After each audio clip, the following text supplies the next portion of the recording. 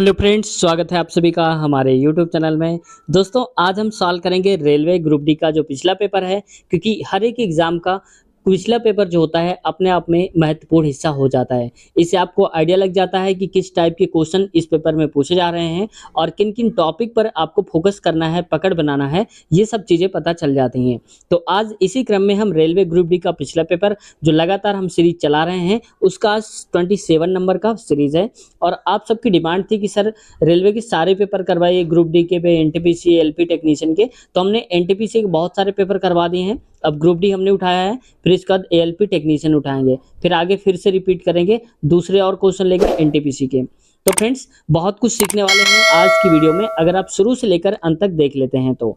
तो इससे क्या होगा फ्रेंड्स कि साथ-साथ आपके वो टॉपिक भी तैयार होते जाएँगे और उनको आप नोट भी कर लिया करिए कि कौन से टॉपिक हमें आज पढ़ना है। जैसे मान लो कोई क्वेश्चन आएगा, मैं बता दूँगा बीच में वीडियो में, तो वैसे ही आपको नोट भी कर लेना है और फिर उनको अपने हिसाब से बुक में डिटेल से पढ़ लेना है। जैसे मान लो कोई राष्ट्रीय उद्यान आ गया, तो एक राष्ट्रीय उद्यान यहाँ आ गया, तो आप नोट कर लो राष्ट्रीय उद्यान, फिर उसको बुक से पढ़ डालो 8-10 जो भी हो, बस तैयार भी होता जाएगा और अच्छे खासे मार्क्स लेकर आ पाओगे।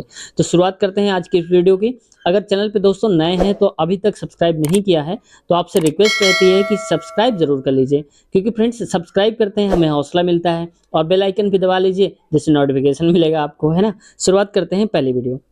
देखो पहला क्वेश्चन है और इस पे कहा जा रहा है कथन और निष्कर्ष का। मैंने बताया आपको 7 से 8 क्वेश्चन पूछे ही जाते हैं कथन निष्कर्ष के, तो ये आपके लिए बहुत ही इंपॉर्टेंट है। इंपॉर्टेंट नहीं, बहुत ही इंपॉर्टेंट है।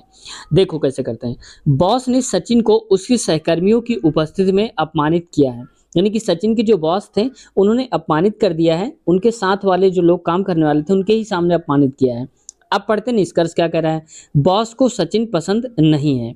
अब देखो अपमानित किया है तो इसका मतलब ये नहीं कि पसंद नहीं है, हो सकता है कोई गलती किया हो इस वजह से ताकि वो सीख जाए, ऐसा भी तो हो सकता है। तो हम इस पे पूरी तरह से सही नहीं कह सकते हैं।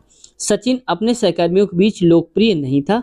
अब ये लोकप्रिय नहीं था, ये भी कह पाना मुश्किल है, क्योंकि यहाँ पर ये सिर्फ बताया गया है सहकर्मियों के सामने उसको अपमानित किया गया है। वो फेमस था या नहीं था, ऐसा कुछ नहीं है, तो ये भी गलत हो जाएगा। तो हम कहेंगे ना निष्कर्ष फर्स्ट व ना सेकंड अनुसरण करता है ऑप्शन नंबर पहला।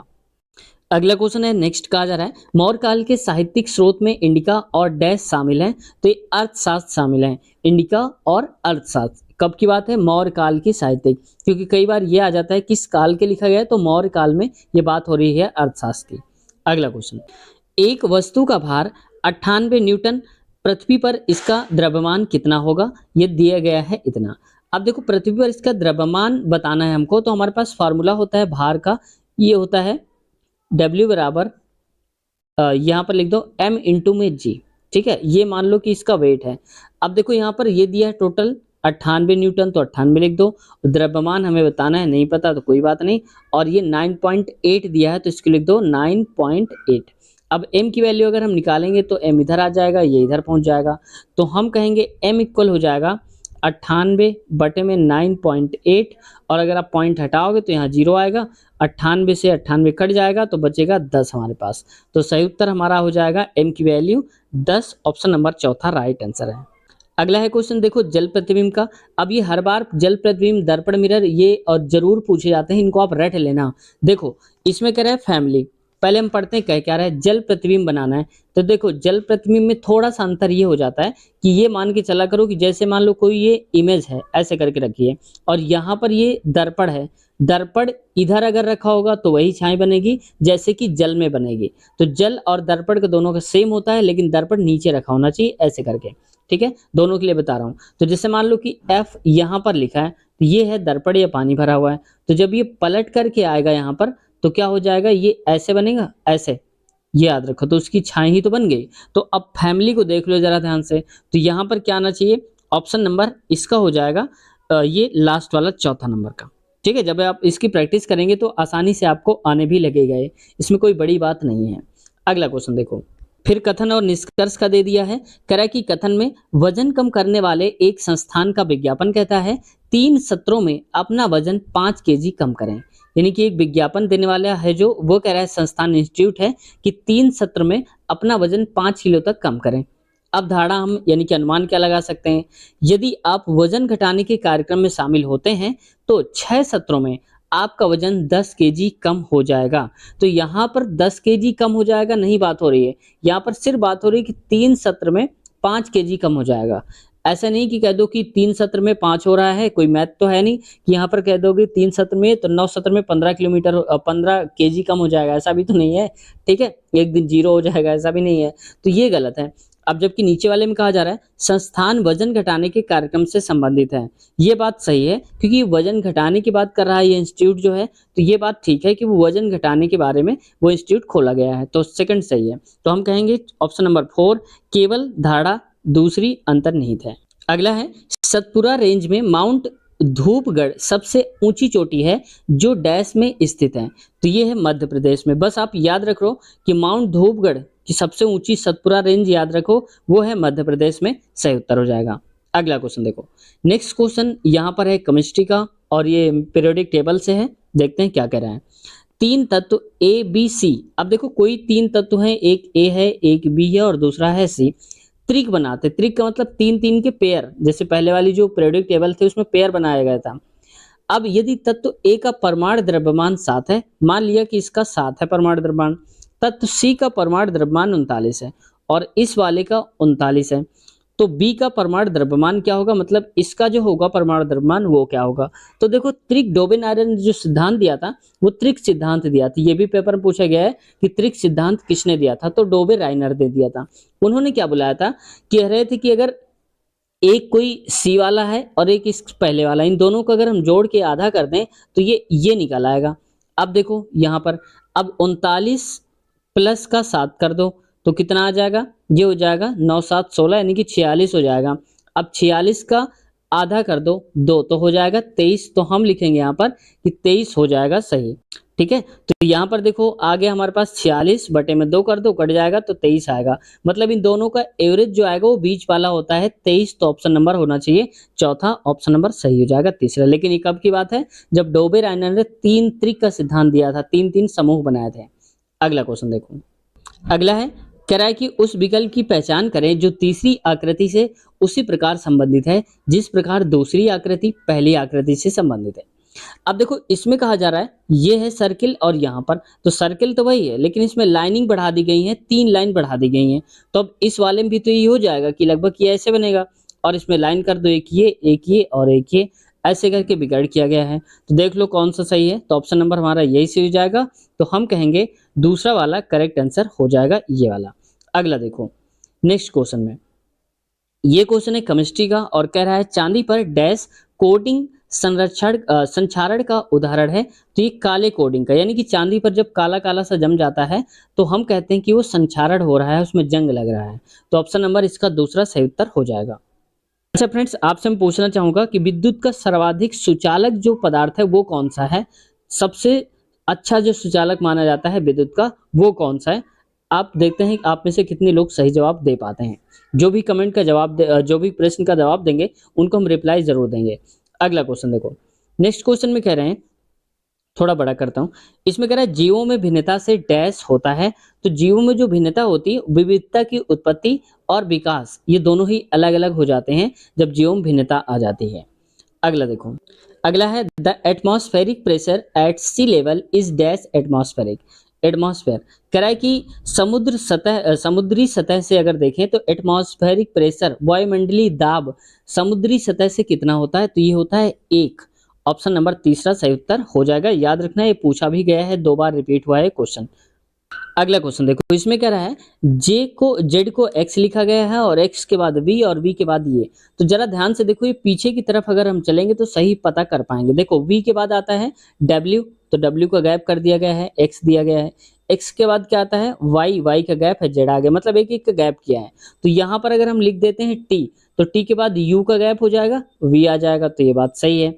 इसके बाद आगे देखो लास्ट वाले पे मिला लो, तो लास्ट वाले में क्या कर रहा है सी के बाद आ रहा है ई, यानी कि सी लिख लो यहाँ पर ई लिख लो, तो डी ई यहाँ पर कितने गैप हो रहा है, सी के बाद डी ई एक का केवल गैप हो रहा है क्योंकि डी आ गया ना एक, सी के बाद डी नहीं है बस, और यहाँ ई के बाद एफ नहीं है जी दिया है, वैसे ही यहाँ पर देखो जी के बाद एच नहीं आएगा आई आ जाएगा, मतलब यहाँ पर आई आएगा लास्ट में, बीच वाला बचा। अब बीच वाले में देखो के पी और यू लिखा हुआ है, तो K के बाद P आया है, तो देख लो यहाँ पर LMNO यानी कि 4 का गैप करके रखा है, और P के बाद U आया है, तो देख लो QRST 4 का गैप है। तो अब यहाँ पर U के बाद 4 का गैप करो तो क्या हो जाएगा VWXY, तो आएगा लास्ट में क्या Z आएगा, तो Z ना होना चाहिए, तो ये हो जाएगा यहाँ पर Z TZI, तो ये लिखा हुआ है ऑप्शन नंबर दूसरा सही उत्तर हो जाएगा। यहाँ पर अगला क्वेश्चन है LK आडवाणी निम्नलिखित में से किस खेल में उनके योगदान हेतु लोकप्रिय हैं, यानी कि MK आडवाणी किस खेल से जुड़े हैं, तो ये राजनीति से जुड़े हुए हैं, ऑप्शन नंबर चौथा सही उत्तर हो जाएगा। अगला क्वेश्चन देखो, नेक्स्ट क्वेश्चन में कहा जा रहा है, इसमें देखो एक टेबल बना के रखा है और टेबल को पढ़ते हैं और फिर समझते हैं कह क्या रहा है।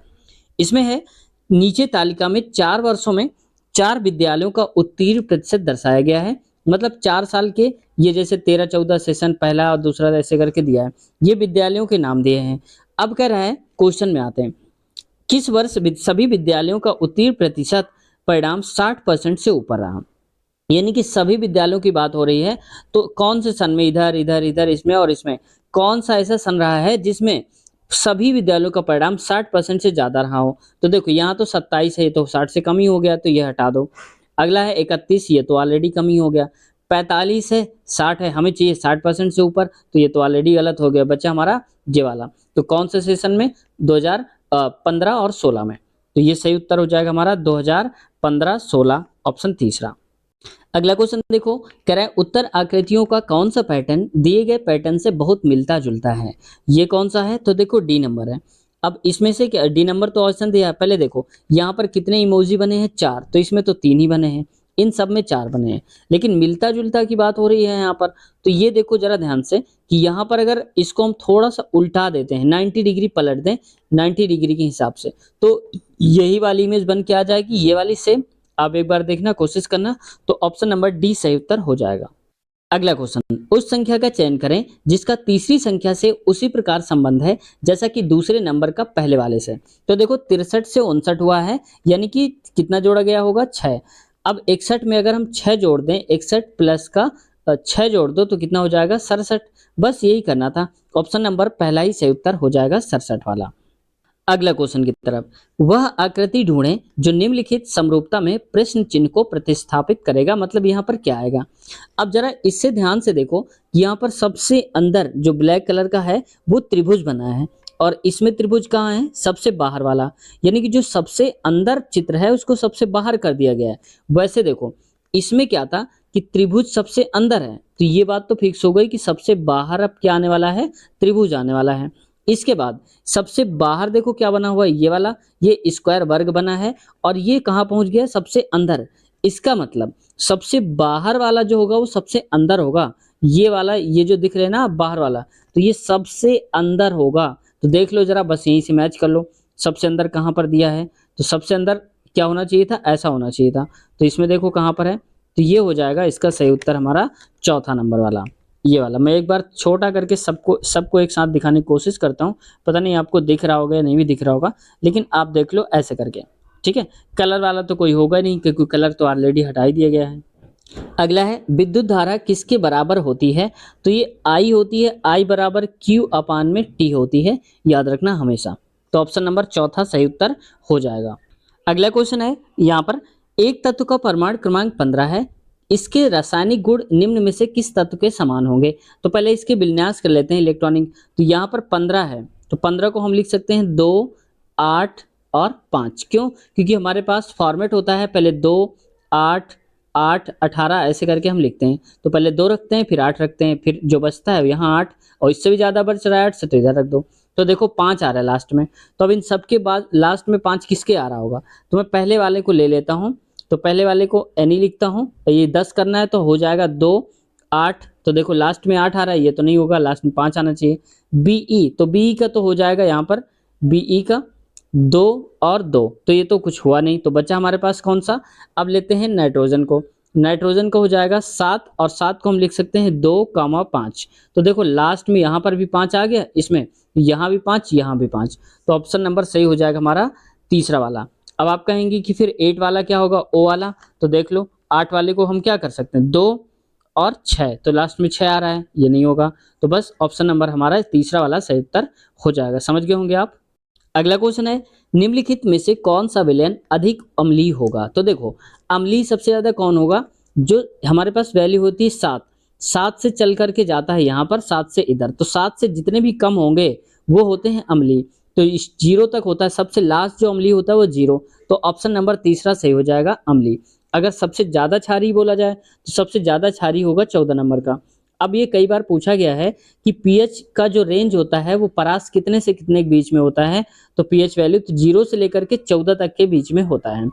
अब आपको ये बताना है कि क्षारीय तत्व कौन से होंगे। अम्लीय तो हमने बता दिया, तो यहाँ पर हो जाएगा सबसे कम अम्लीय होगा तीसरा। क्षारीय तत्व कौन से होते हैं? और एक की पीएच वैल्यू मान लो अगर 3.4 दिया है, तो इसकी जो बेस होगा ये क्या होगा? इसकी प्रकृति कैसी होगी? अम्लीय होगी या फिर क्षारीय होगी? पीएच वैल्यू 3.5 का एक बार बताने की कोशिश करना आप, देखेंगे आप सही जवाब दे पाते हैं या नहीं। अगला क्वेश्चन देखो, इसमें कह रहा है कथन में सभी टोपियां कप हैं, सभी कटोरे कप हैं। तो इसको मैं बना लेता हूं। सबसे पहले एक यहाँ पर सर्किल कर लो, इसको थोड़ा बड़ा, और एक यहाँ पर बना लेता हूं। अब क्या कह रहा है? इसमें कह रहा है कि सभी टोपियां कप हैं, तो मान लो इसको टी मान लो और ये कप को सी मान लो, तो सभी टोपियां उसके अंदर आ गई कप के। अब कह रहा है सभी कटोरे जो हैं वो कप हैं। अब देखो ये ऐसा स्ट्रक्चर बन गया है।